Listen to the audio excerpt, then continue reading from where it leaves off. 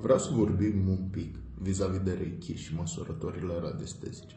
Sunt mulți cei care, după inițierea în Reiki, au simțit nevoie să învețe radiestezie. În inițiere, în Reiki, în momentul în care faci inițierea, primești niște ghizi, niște îngerași. Treaba lor este să te ducă spre ce e bine pentru tine. Și îngerașii ăștia, ghizii de Reiki, i-au împins de la spate și le-au zis: băi, învață asta, că ai nevoie. Ai nevoie ca să crești, ca să evoluezi, ca să te schimbi, ca să obții ce-ți dorești, ai nevoie să știi să măsori. Dar mulți, la fel cum s-au apucat, la fel cum au învățat, s-au și lăsat. Și mă gândeam, de unde apare lenea asta? Lenea asta spirituală în a face ce e bine pentru tine, în a folosi Reiki, în a-ți face autotratamentul și mai ales în a-ți face măsurătorile, în a te măsura, în a măsura ce e acolo. Mulți știu radiestezie, știu să măsoare și totuși nu folosesc. Apare așa ca o lene, nu-mi vine. Sau apare chestia aia, mi-am uitat ansa acasă, n-ai. Sau mai bine o las așa, că cine știe, n-am încredere în măsurătorile mele. De unde vine lenea asta? Lenea asta de a folosi ceva atât de simplu, cum e o ansă și un raportor, eu le țin tot timpul la mine. Tocmai ca să evit lenea asta. Le țin împreună cu buletinul, împreună cu cardurile. Mai râd prietenii mei de mine, că eu am tot timpul o ansă în buzunar și asta ajunge să se rupă, nu ansa. Raportorul mai mult ajunge să se cojească, să nu arată cel mai frumos. Dar e tot timpul la mine și pot să-l folosesc. Și trec în felul ăsta peste lene. Dar totuși, de unde vine lenea asta? Păi, poate să fie ceva karmic. Poate să fie energia care vine din karma. Mai ales din karma de pe părintele de sex opus. Blochează mentalul, da? Și ai așa ca un fel de ceață. Uiți, eu am o problemă. Și intri în problemă în loc să vrei să o rezolvi. Că până la urmă, prin măsurători radiestezice poți determina foarte ușor de unde vine, ce se întâmplă, ce e acolo, cum curăți, care e modalitatea optimă de curățare, cât mai am de curățat, când se rezolvă. E foarte simplu. Doar că energia din karmă vine și ne blochează. Și ne blochează centrii ăștia. Karma părintelui de sex opus vine pe centrii superiori și ne blochează. Și nu mai luăm deciziile bune.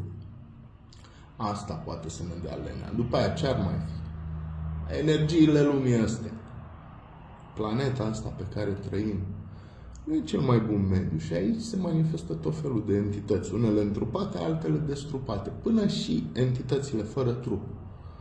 Astea sunt pozitive și negative. Un înger, de exemplu, ar putea să te ajute, să-ți dea ideea, îți vine în cap: păi, ia măsoară tu nu știu ce. Și o să vezi că rezolvi altceva. Dar, la fel, o entitate negativă poate să spună: lasă, mai bine dă drumul la Netflix și o să-ți fie mai bine. Nu măsura ce trebuie ție chestii de astea. Sau poate să fie o persoană cu trup din jurul nostru, pe care o cunoaștem, care ne urează de bine și care nu vrea să ne fie bine. Și în felul ăsta, energia pe care o proiectează împreună cu entitățile, astea ne fac un pic să uităm. Să uităm de ce ne dorim, să uităm de ce trebuie să facem în fiecare zi ca să obținem ce ne dorim, să uităm de practica noastră spirituală, să uităm de mult. Și mai ales dacă vorbim de magie, acolo clar nu o să-ți vină să măsori ce e. Pentru că e o energie negativă, sunt niște entități care nu-ți vor binele și astea o să te împiedice și o să-ți dea o lene în măsurători. Bine, ar mai fi, putem să găsim lenii o grămadă de scuze.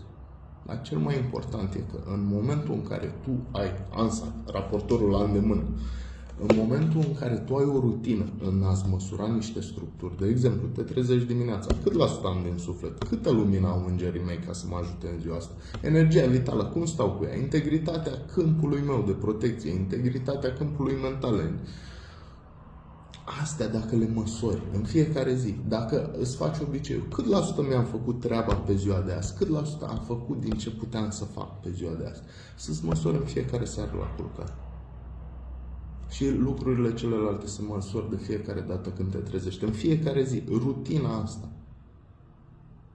o să poată să treacă peste ce vine către tine. Că e vorba de karma, că e vorba de entitățile de sunt în lumea asta, că e vorba că cineva îți urează de bine, tu o să treci peste lenea care îți vine și o să te apuci să măsori și o să te apuci după aia să tragi în tine lumină, să te conectezi la lumină și să rezolvi ce e acolo. Fie că e vorba de trimis lumină pe calea ta sau fie că e vorba de a rezolva un blocaj care apare. Lenea se rezolvă în momentul în care tu ai o rutină și te ții de ea. Te ții de ea orice ar fi, că ninge, că plouă, că bate vântul, că te-a părăsit iubita, iubitul. Tu totuși măsori. Cât la sută din suflet? Măcar chestia asta, ca să vezi cât din Dumnezeu ai cu tine să te ajute în ce ai de făcut. Îngerul meu, câtă lumină are, energia mea vitală, cum e, cum stă, câmpurile mele, centrii mei energetici. Dacă tu ai rutina asta, lenea, o să-ți fie cam greu să-ți mai fie lene. Și mai ales dacă ai ansa și raportorul la îndemână. Eu țin una pe, cum îi zice, ăla pe care pui mâinile la fotoliu. Țin una cu buletinul, cu cardurile, să le am tot timpul la mine. Mai țin câteva prin casă în cazul în care dispar astea, ca să le am tot timpul la mână. Și de rutina asta de a măsura anumite structuri, încerc să mă țin. Să nu credeți, lenea asta o simt și eu câteodată, mai ales când e vorba de o influență externă. Când cineva nu vrea să fac ceva, când cineva nu vrea să ajung undeva, atunci nu-mi vine să măsor. Dar stau o zi, stau două și după aia încep să-mi pun întrebări. Băi, oare de ce? Și trec prin voință peste chestia asta. Să știți că voința se antrenează. Da, despre asta o să vorbim la cursul de radiestezie pentru practicanții Reiki. Cât de bine e să folosim ceea ce știm. Ca să ne ajutăm pe noi, pe calea noastră. Pentru că, până la urmă, noi suntem responsabili de fericirea, de bunăstarea, de abundența noastră. Nu altcineva. Bine, dragilor, ne vedem la curs. La revedere!